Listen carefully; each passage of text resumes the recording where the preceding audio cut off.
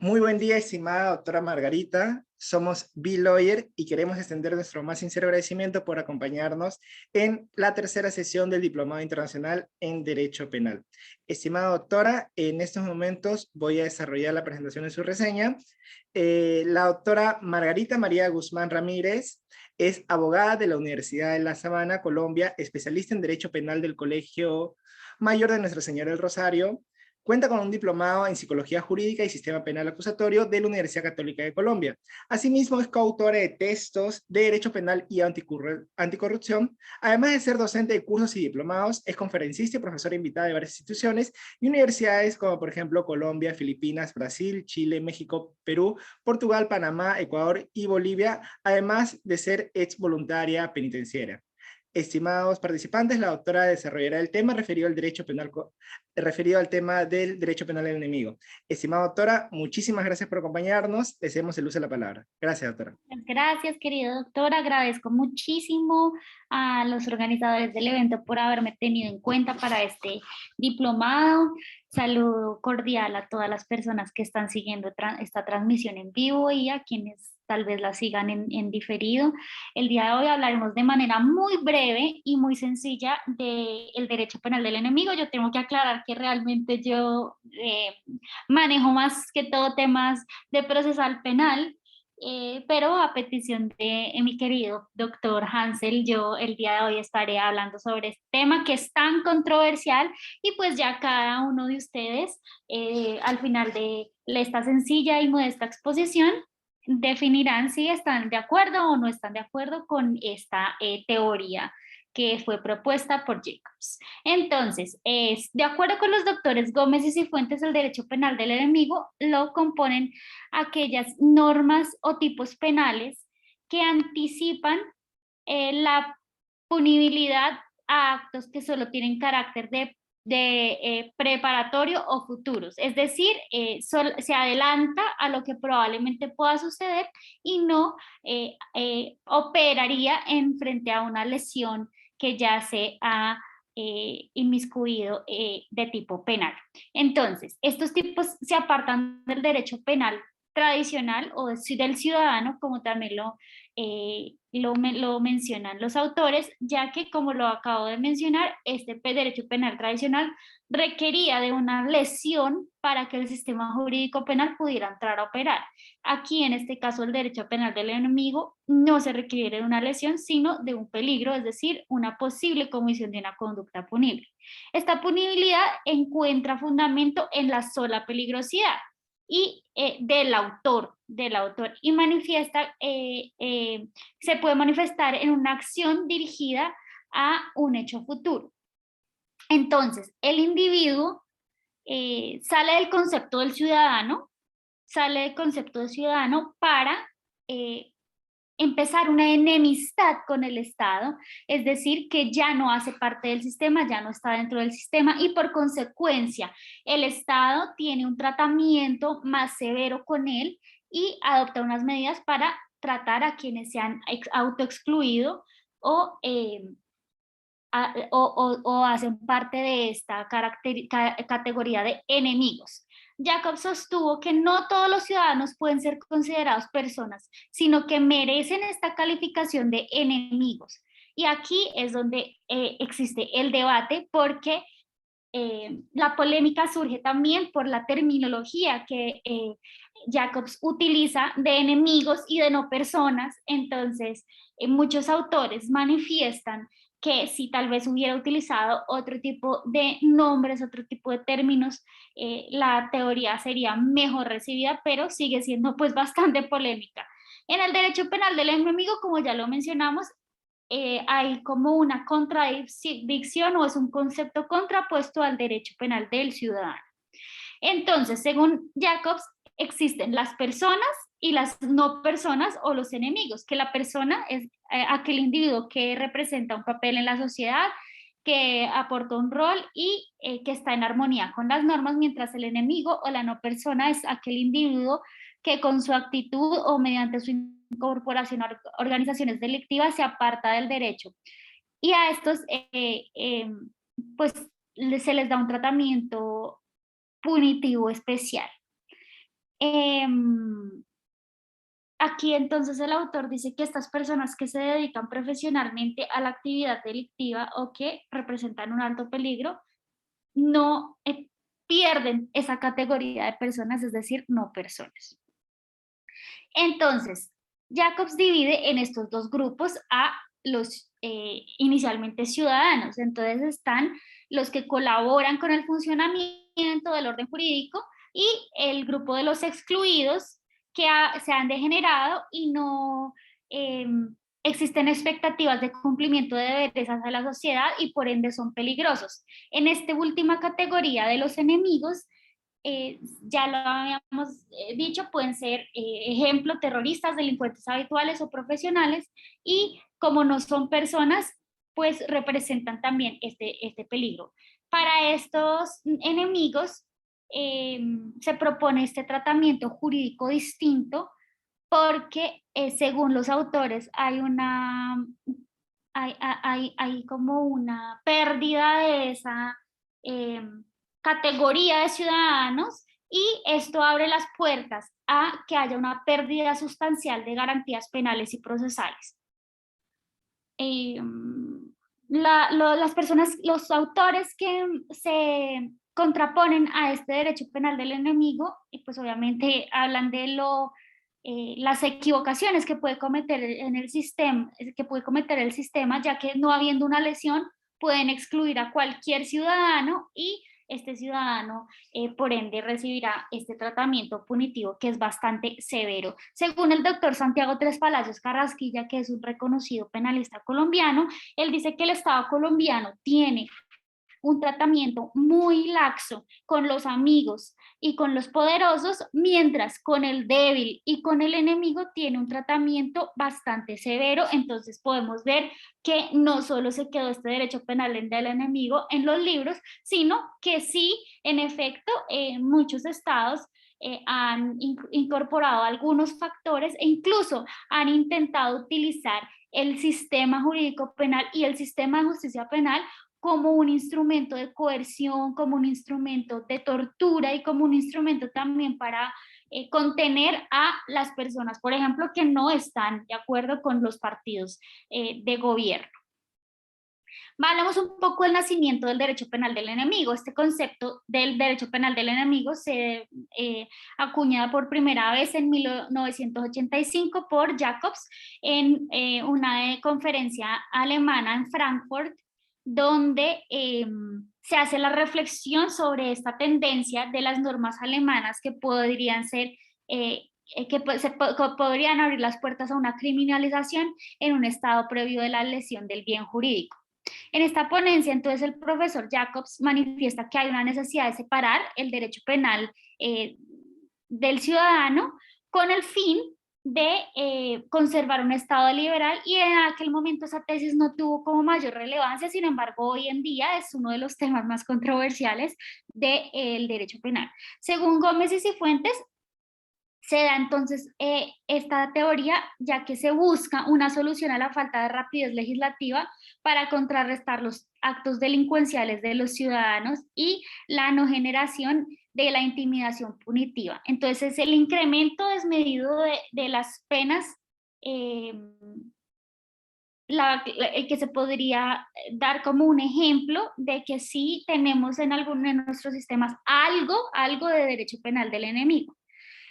Muchas personas también dicen que la misma medida de aseguramiento privativa de la libertad o detención preventiva es otra de las expresiones de este derecho penal del enemigo, que como ya lo habíamos mencionado, no necesita una lesión, sino solamente la peligrosidad para restringir, entonces en este caso los derechos para evitar la comisión de una posible conducta, o por ejemplo en la norma colombiana para evitar dilaciones en el proceso, entorpecimiento en el proceso o incluso asegurar el comparecimiento de la persona, pero todo esto ya lo sabemos que va en contra de la presunción de inocencia que para todos los procesados siguen permaneciendo incólume. Entonces, los autores manifiestan que la detención preventiva puede también llegar a ser una expresión del derecho penal del enemigo porque está tratando de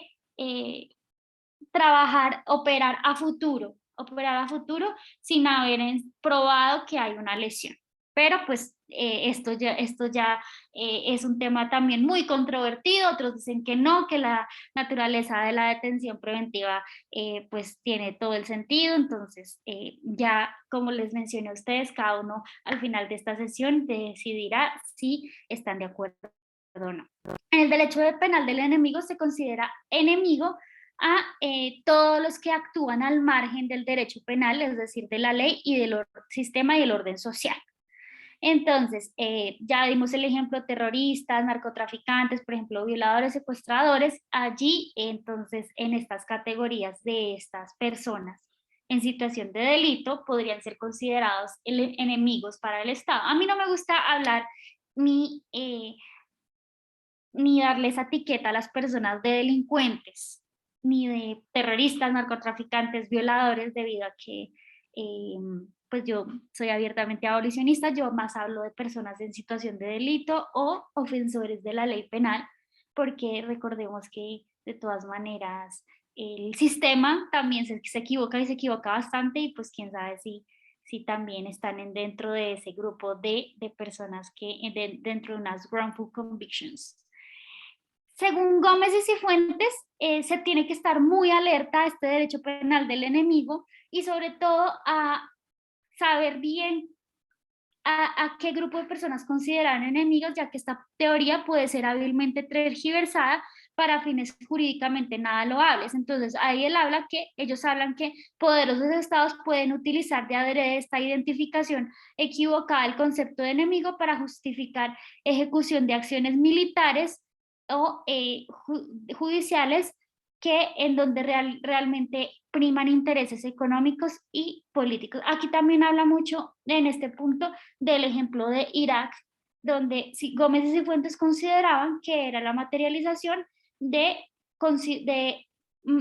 la mala identificación o la identificación equivocada del concepto del enemigo, ya que aquí hubo por detrás intereses económicos y políticos en la invasión de Irak.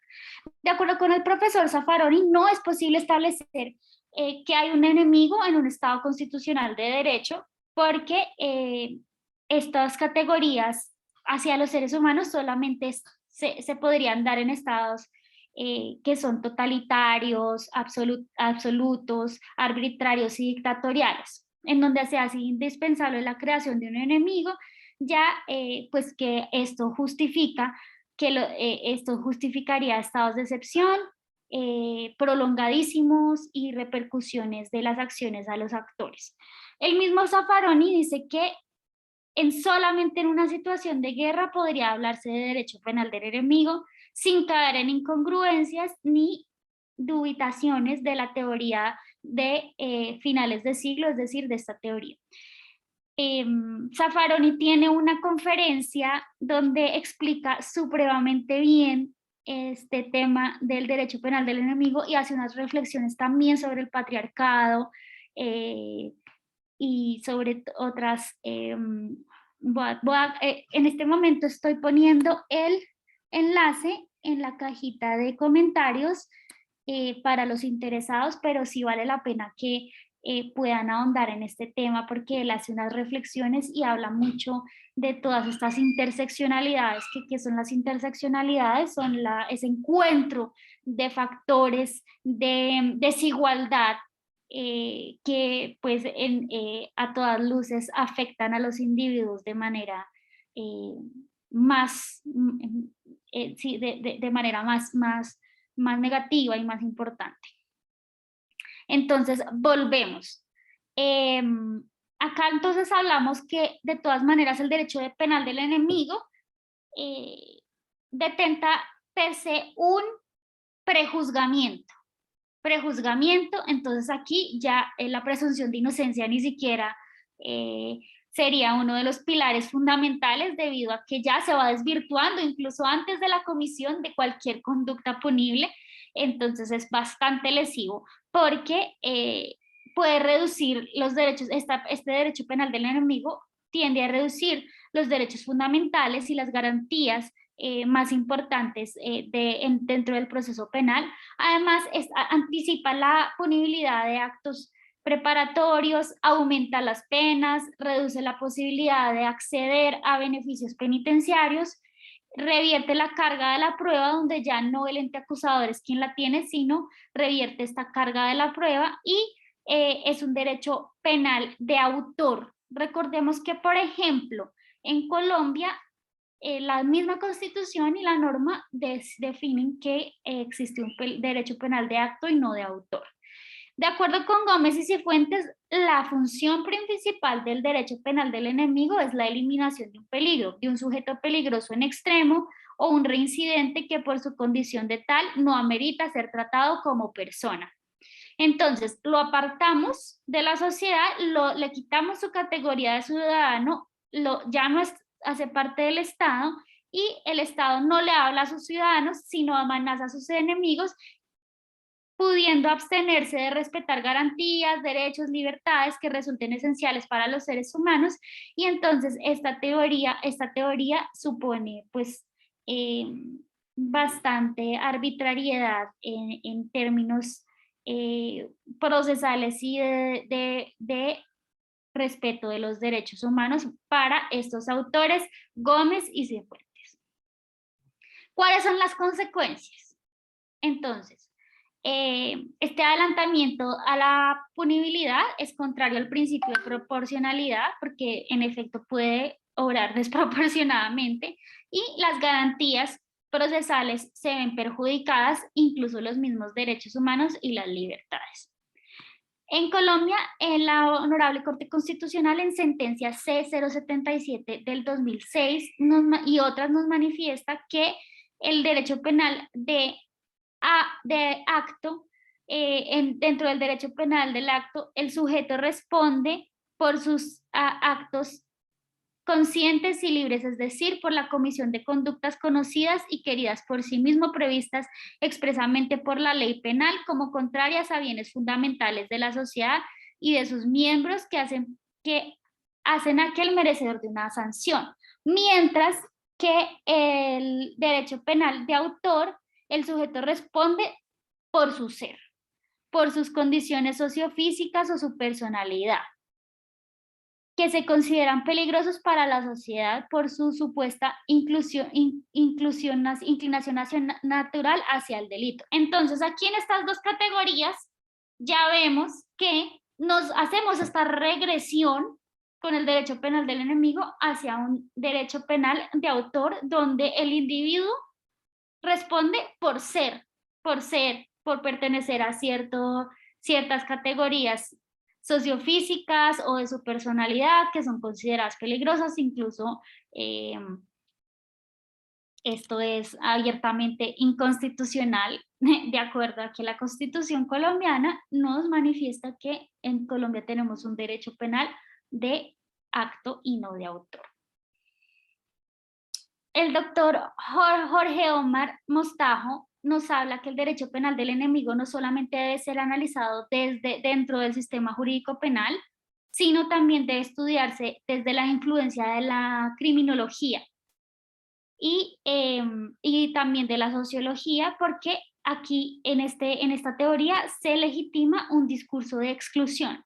Entonces acá Jacobs avala técnicas expansivas del derecho penal y su uso contra determinados sujetos para evitar la disolución del Estado de Derecho, y termina describiendo como una modalidad de control social, entre comillas. Hay un autor que es discípulo de el profesor Jacobs, que es el doctor Miguel Polaino Orts, y él dice que él está a favor de este derecho penal del enemigo, y dice que va dirigido a sujetos dañinos y que sobre todo a estos sujetos que pueden llegar a cometer conductas de altísimo impacto social.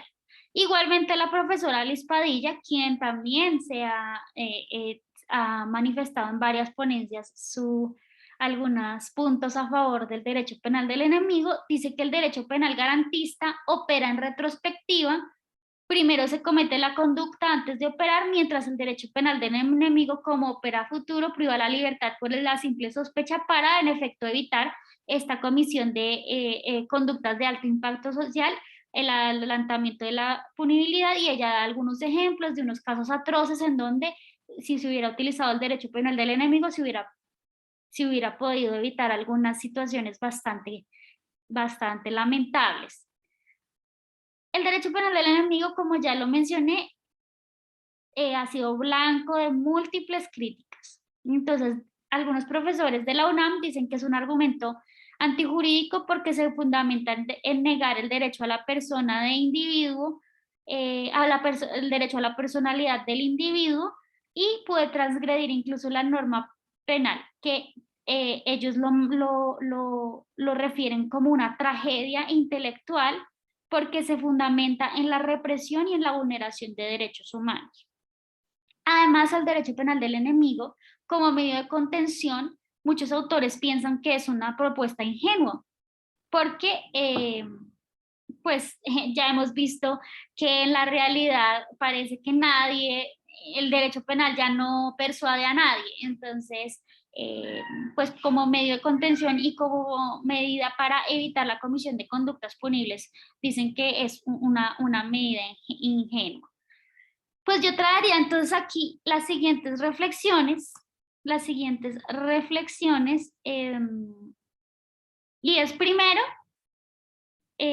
sí, totalmente desacertada la categoría de enemigos de no personas, en términos de nominales, fue bastante desacertado y fue pues blanco de las peores críticas porque si bien es cierto, han habido tendencias de humanización del derecho penal, pues esto con estos nombres hace todo lo contrario. Además, recordemos que pues en nuestros sistemas de nuestra región, lastimosamente, el sistema de justicia penal se han equivocado bastante, y no solo en Latinoamérica, sino también en Estados Unidos se han dado las wrongful convictions, que son condenas erróneas o condenas cerradas, en donde incluso después de décadas en Norteamérica, el Estado norteamericano ha tenido que salir a decir sí, nos equivocamos. Entonces, si se equivocan cuando sí en efecto se pudo haber cometido una conducta punible, es decir, cuando sí se vio cierta lesión y sí hubo ciertas víctimas, ¿cómo no se van a equivocar solo con la peligrosidad de un individuo que no nos digamos mentiras, cualquiera podríamos ser peligrosos a los ojos de esta sociedad? Entonces, a mí me gusta hablar mucho del fracaso de la política criminal y el punitivismo desmedido que hay en la región. Y, por ejemplo, en Colombia la política criminal no obedece ni a la pobreza, ni a los niveles de desigualdad, ni a las brechas de marginalidad. Y las penas, sobre todo las privativas de la libertad, no cumplen con los fines que prometen. No hay rehabilitación, restauración, resocialización, reinserción, solamente sea una mera retribución y una retaliación, y entonces esta privación de libertad no está evitando la comisión de conductas punibles. No hay prevención general ni especial, ojalá así fuera, porque si no, o sea, si la prisión estuviera persuadiendo a alguien, no tendríamos estos niveles de hacinamiento penitenciario en Latinoamérica. Entonces, eh, lo que están haciendo los estados es crear nuevos tipos penales autónomos y aumentar las ya larguísimas estadías en prisión, lo que hace que el sistema pues en cualquier momento colapse más de lo que ya está. Las víctimas no reciben una restauración ni una reparación de la simple privación de libertad. Entonces, las víctimas no reciben la satisfacción de sus derechos a la verdad, justicia, reparación y no repetición, porque en el sistema colombiano, por ejemplo, esto se debate en otro escenario procesal que se llama incidente de reparación integral. Entonces las prisiones se reducen a ser depósitos humanos y, en palabras de Eloy Bacán, depósitos de pobres, donde se ha dicho que la política criminal colombiana es una política estigmatizadora, una política criminal del dolor y una política punitivista que muchos autores colombianos incluso denominan criminal política en lugar de política criminal. Entonces ya vemos que estas medidas también tan severas, ni siquiera en lo que entre comillas llamamos un derecho penal del ciudadano, donde en efecto hay algunos tipos penales que sí trabajan obedeciendo a esta peligrosidad, si ni siquiera dentro de este espectro garantista eh, hay un resultado, positivo y vemos estas condenas cerradas, vemos que también la privación de libertad se ha vuelto la regla general, vemos un montón de atropellos a los derechos y garantías fundamentales, no hay tampoco ese respeto a la presunción de inocencia que la persona debería defender en libertad. Entonces, abrirle también las puertas a al derecho penal del enemigo no me parece nada acertado en contextos por lo menos latinoamericanos, donde nuestros sistemas funcionan a los tropezones y donde ni siquiera podemos resolver los problemas internos como para estarle delegando problemas sociales, como lo mencionan los autores del derecho penal del enemigo, de alto impacto social. Es decir, hay que reconocer que existen múltiples, pero miles de falencias dentro de nuestros sistemas, y también hay que saber que pues esta teoría va a ser incluso más vulneratoria de los derechos humanos, garantías procesales y garantías fundamentales de los individuos. Pues yo no sé si de pronto se dieron cuenta, pero dentro de mis cursos yo también ya me adscribo a esta posición en contra de este derecho penal del enemigo, en contra a este adelantamiento, porque si bien es cierto, el derecho penal no ha sido bastante exitoso en evitar las conductas punibles, pues no me parece que este sea tampoco el camino para evitar estas conductas de alto impacto social. Y pues que me parece ya de per se no solo estigmatizante, me parece deshumanizante, porque ya solamente darle a un ser humano la categoría de no persona es quitarles todos sus atributos también de la personalidad, incluso que pueda ser sujeto de derechos y obligaciones. Tildar a una persona también de enemigo me parece pues lamentable, y me parece que cosifican al ser humano y lo cosifica esta teoría finalmente como como un objeto peligroso, porque si ya no es persona y es un enemigo, entonces así reducirían la humanidad de una persona a un objeto, entre comillas, peligroso para lo que el Estado considere. ¿Qué sucede en Colombia? En Colombia se habla que sí se ha utilizado este derecho penal del enemigo, pues se ha dado el fenómeno de los falsos positivos judiciales, como ya lo mencionaba, que era la utilización del sistema de justicia penal como instrumento de coerción, de contención y de tortura para aquellos que no están a favor de los partidos de gobierno. Esto ya ha sucedido en numerosas oportunidades y hay varios casos ante el sistema interamericano de derechos humanos.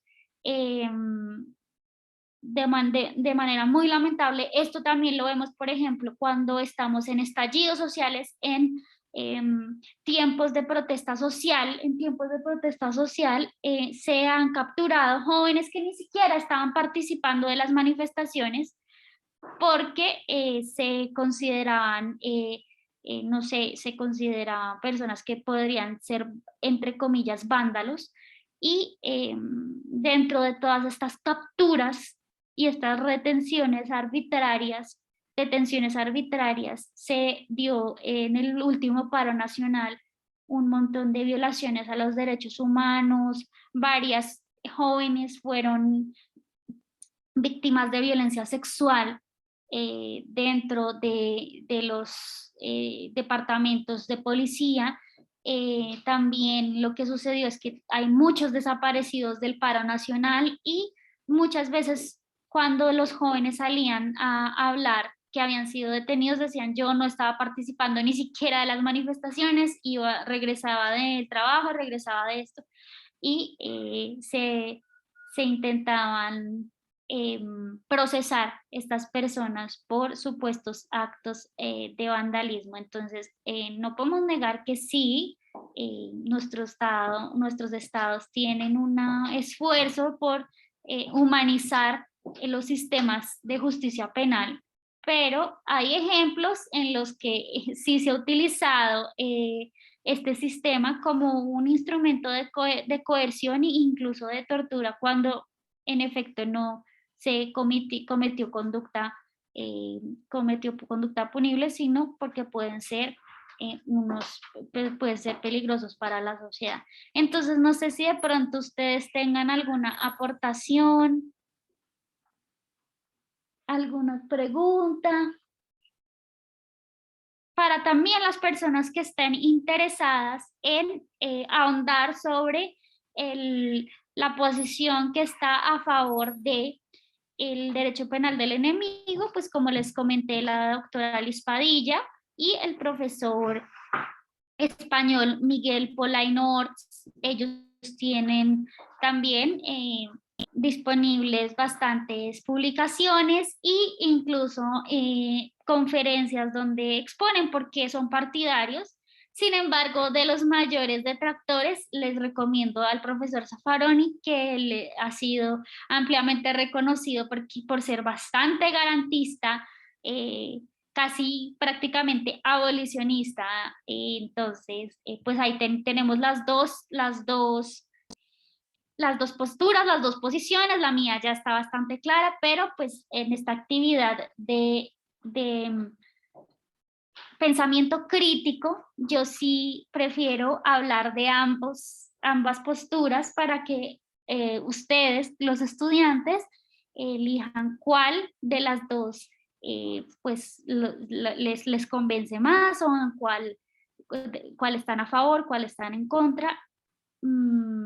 Y pues no sé si de pronto tengan algún aporte, no sé si de pronto fue claro. Este es un tema que también yo siendo procesalista me parece todavía bastante filosófico y elevado, pero traté de hacerlo lo más sencillo posible. Tengo una Pero, duda, doctora. ¿Cómo está? Buenas. ¿cómo está, doctor? Buenas. En el ámbito del tema que estamos tocando, ¿de qué manera en todo caso nosotros o los defensores pueden asegurar asegurar que no, que el derecho del enemigo esté conformado de buena manera? O sea, ¿cómo podemos? Porque lo que he visto ahí, lo que usted expone, es que básicamente el Estado trata de aprovecharse de repente de decir que cualquier persona que esté en contra del Estado es enemigo, ¿no? Pero ¿cómo hacemos para la defensa? ¿Cómo demostramos que no pasa? Bueno, nuestros estados, como son estados entre comillas democráticos, estados sociales de derechos, ellos no dicen directamente que alguien es un enemigo. Pero sí, como ya lo vimos en varios ejemplos, sí han utilizado el sistema de justicia como un instrumento de coerción y se les ha dado el tratamiento de enemigos. O sea, en la teoría se dice, no, nosotros no tenemos derecho penal del enemigo, pero en la práctica sí se da. Y precisamente el trabajo del defensor debe ser o sea, decir, aquí no hay un derecho penal de autor, sino de acto. Y aquí no se ha dado la lesión, sobre todo en estos delitos, que es los delitos de alto impacto social que dicen los autores del derecho penal del enemigo, por lo general si requieren una lesión, si requieren que en efecto se haya vulnerado el bien jurídico que tutela el derecho penal. Entonces allí en la defensa yo creo que es un trabajo que hay que hacer de recordar, perdóneme por aquí, o sea, en este punto no le hemos abierto nuestro estado del derecho penal de autor, entonces esto tiene que ser parte de la defensa, una defensa muy juiciosa, una defensa que también tiene que tener en cuenta si se le está vulnerando a una persona sus garantías procesales, porque este es el tratamiento que en efecto se le da a los que el Estado no los llama enemigos, pero a estos ciudadanos peligrosos. Entonces yo creo que el defensor, yo creo que esa es la tarea del defensor y repetirle al juez que pues las garantías que le asisten a su defendido y que en efecto buscar la situación más beneficiosa para el mismo. Y en escenarios académicos yo creo que sí hacer la difusión de la importancia no solo de la presunción de inocencia, sino de todo el debido proceso, de los derechos y garantías de las personas procesadas, incluso de las personas condenadas, porque pues en últimas son seres humanos que, eh, que son, primero la sociedad ya per se los aparta, los estigmatiza, pero son seres humanos que también tienen su núcleo, sus sueños, que tienen sus familias, y que el sistema, cuando ya, por ejemplo, pierden su libertad, el sistema no solamente les restringe su libertad de locomoción, sino les restringe casi toda su carta de derechos, incluso su misma dignidad, o sea, en esos niveles de hacinamiento penitenciario y carcelario que se viven en Latinoamérica, ¿qué dignidad puede haber si no es posible ni siquiera realizar las más básicas actividades de la vida cotidiana, como es el descanso, el dormir, el aseo personal? Cualquiera de sus derechos se puede ver restringido, sus derechos familiares, sus derechos sexuales y reproductivos, sus derechos a la comunicación. También me parece demasiado triste que la persona que se priva de la libertad es una persona que no solo se le priva la libertad de locomoción, sino también se le priva la libertad de control sobre su vida y de sus decisiones, de su familia, en fin. Entonces yo acá no me expando más porque a mí este tema me apasiona, pero yo creo que los defensores públicos y privados tienen esa loable tarea de no dejar tampoco que el Estado cometa arbitrariedades con sus ciudadanos, sino que se les garanticen a los seres humanos que toda su carta de derechos y sus garantías procesales. Y en estos escenarios académicos sí es importante hablarlo, sí es importante hacer una difusión del tema, porque aquí no se dice que, yo lo que les dije, acá no se habla en Colombia de derecho penal del enemigo, pero sí se han dado situaciones y tenemos también algunos tipos penales que se adelantan a esa comisión de la conducta punible. Entonces, querido doctor Alcántara, esa es yo creo que la respuesta. Uno ser muy sagaz de defensor público o privado. Y pues Gracias, ojalá que doctora. también los jueces y magistrados también estén como en la misma sintonía de ser bastante respetuosos y pues saber cuándo en efecto se cometió una arbitrariedad. No sé Muchas si de gracias, pronto estimada me extendí doctora, mucho por la por respuesta. en la respuesta. Sí, sí, sí. Muchísimas gracias, estimada doctora. Estimado Clifford, ¿hay alguna réplica a la respuesta de la doctora antes de proseguir? No, sí, me parece interesante desde el punto de vista, digamos, real, ¿no? Porque básicamente es lo que se vive y es lo que sienten en este caso las personas, las personas que están privadas de la libertad de repente, ¿no? Que se les restringen los derechos o cómo se sienten de repente humanamente ellos.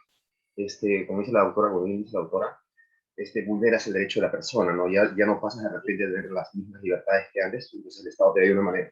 Ahora, ¿cómo nosotros o cómo el sistema penitenciario o el Estado puede hacer para mejorar todo ello, ¿no? O sea, darle una calidad de vida, porque he visto que en Bueno, Europa, claro, en Europa de repente las cárceles es totalmente diferente, había un sistema más humanista. sí. Lo que pasa es que, por ejemplo, en Colombia la población privada de la libertad, TPL, no es población votante. Entonces no es una población que le interese a los actores políticos más poderosos y no es una de las causas que abanderen activistas, porque realmente yo creo que la población privada de la libertad es de las poblaciones más olvidadas. Entonces, mientras no se le preste esa atención a la población privada de la libertad, pues es muy difícil, pero los políticos no les van a hacer caso porque no son población votante, entonces no les conviene tampoco meterse de lleno a la protección de sus derechos y garantías, y por lo menos garantizarle los mínimos de libertad. Les hablo del caso colombiano, que desde 1998 la Honorable Corte Constitucional declara el estado de cosas inconstitucional dentro del sistema penitenciario y carcelario por la masiva y reiterada vulneración de derechos humanos dentro de los centros de privación de libertad.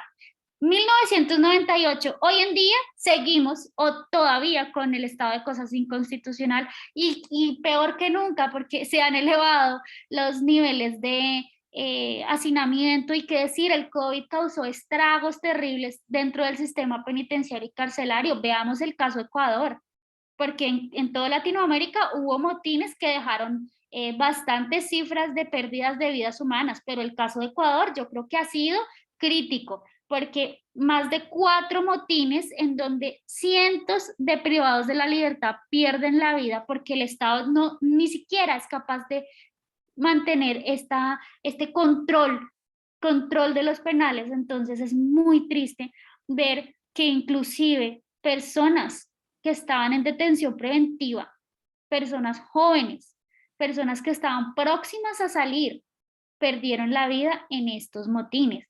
Es que son muchas cosas. El tratamiento del COVID en todos los centros de privación de libertad en Colombia fue patético, pésimo, pésimo. Primero, antes del COVID no se les garantizaba el derecho a la salud, y peor cuando llegó el COVID. Yo creo que eso, y con esas condiciones de hacinamiento, pues el COVID tenía el terreno abonado. Entonces yo no sé cómo no nos fue peor, pero son tantas cosas del sistema penitenciario y carcelario, que yo la verdad no hago sino cada vez más convencerme del abolicionismo, porque, o sea, a pesar de que sí, estamos en unos países que tenemos una falta de cultura de legalidad y por ende unas altísimas tasas de criminalidad. Yo siento que el Estado es más criminal incluso dentro de su sistema de justicia penal y dentro de su sistema penitenciario, y pasan los años y no dan solución, y las personas privadas de la libertad también se siguen quitando la vida por falta de atención a salud mental, porque no hay ni siquiera hay atención en salud física, y mucho menos hay una atención adecuada a la salud mental. Cuando estuve de voluntaria, estuve en un centro penitenciario, solamente habían condenados, pero en todos los 13 patios había por lo menos una persona psiquiátrica. Entonces, ni siquiera lo mínimo, ni siquiera lo mínimo. Por eso es que yo aprovecho estos espacios, no solo para desahogarme, porque a veces pensarán que parezco una loquita gritándole a la luna, pero es que es un tema que ya está totalmente salido de control, y que si, por ejemplo, le abrimos las puertas a teorías menos garantistas, va a ser mucho peor, muchísimo peor. Entonces yo creo que trabajo de todos nosotros también ser garante de los derechos humanos desde cualquier escenario, desde la universidad, desde los estrados judiciales. Si acá hay procuradores también, lo mismo, fiscales, que los fiscales han sido también pobrecitos, porque a ellos les imponen unas estadísticas y unas metas bastante elevadas, pero esas estadísticas y estos números también han sido la excusa para vulnerar derechos y garantías fundamentales, derechos de las víctimas y el mismo prestigiamiento a la justicia. No me extiendo más, porque de verdad terminaría aquí al borde del llanto, porque este tema a mí me afecta y me afecta bastante, pero sí me gustaría que por lo menos las personas que no estén de acuerdo conmigo sí tomaran en cuenta algunos de los puntos que estamos abordando en esta exposición tan modesta y tan sencilla, porque hay que también, está muy bien, el doctor Jacobs, todos sus seguidores, es que excelentes, o sea, me les quito el sombrero, son unos doctrinantes impecables, pero nos vamos aquí a ver las realidades socioeconómicas y sociojurídicas de nuestros países, y vemos que estamos totalmente alejados de los libros. No sé si de pronto, qué pena, doctora Alcántara, me extendí, me dio taquicardia, pero es que este tema a mí de verdad me afecta bastante. También muy agradecido por la respuesta y por el amplio conocimiento de aportar con todos nosotros. Yo estoy contento y estoy, bueno, en este primer día de diplomado que tenemos nosotros, excelente toda la diplomatura, su exposición de usted, estimada doctora. También gracias a la escuela y gracias a todos, a ustedes en todo caso. Sí, me ha ampliado el conocimiento de una manera extensa, gracias por la respuesta. Pues muchas gracias, Muchísimas doctor, gracias, por su estimado Clifford. generosidad y por su paciencia.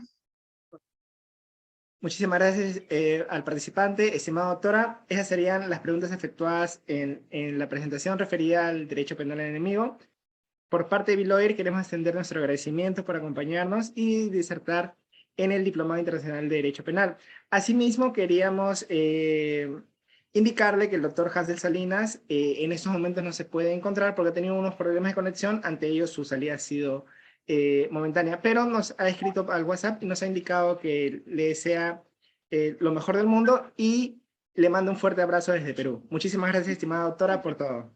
Muchas gracias, querido doctor Fabián, querido doctor Marco Antonio, doctor Alcántara, doctora Lucy, doctor Rivera, doctor Carlovi, doctor Alex, Gerson y doctor Edmundo. Espero haber leído bien sus nombres. Gracias por la paciencia y por la conexión. Me despido desde Bogotá, Colombia, ya que ahorita tengo otro compromiso académico, pero fue un privilegio poder dictar esta pequeña exposición a ustedes el día de hoy.